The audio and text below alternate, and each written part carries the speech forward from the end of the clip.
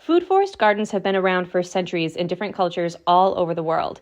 In short, a food forest garden mimics the patterns of growth that plants use in nature. So there's vines, shrubs, ground covers, and mulchers all growing underneath understory, midstory, and overstory layers. We can mimic this growth pattern in our own gardens by creating edible food forests. We would start with an overstory. Depending on your climate, candidates for an overstory tree would include oak, chestnut, maple, walnut, moringa. Basically, we're looking for a tree to provide yields, which includes nuts, lumber, cooling power, sanctuary for wildlife, and more. The next layer, which is the midstory, is usually comprised of fruiting trees. So for example, we could use apple trees, peach trees, and other stone fruits. And both the midstory and the overstory are going to be surrounded by understory loving plants such as shrubs, caneberries, elderberries. You could do autumn or Russian olive if it's not invasive in your area.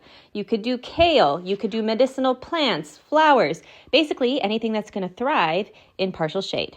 Don't forget the outer perimeter of the canopy drip line. This is a perfect place for more sun-loving fruiting crops such as blueberries or blackberries.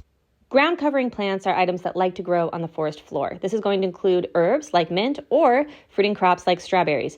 You could also do herbs, basically anything that's going to cover the forest floor and prevent weeds.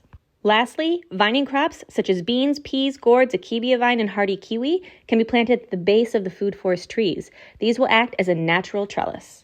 To create a successful food forest garden, you'll need to understand the amount of sunlight that you receive, your growing zone, your water availability, your soil type, and your soil nutrients. But regardless of the members of your forest, carbon absorption, improved soil, and abundance are absolutely sure to follow. If you do your research, plan accordingly, and take care of your canopies, they'll be sure to provide for you for years in return.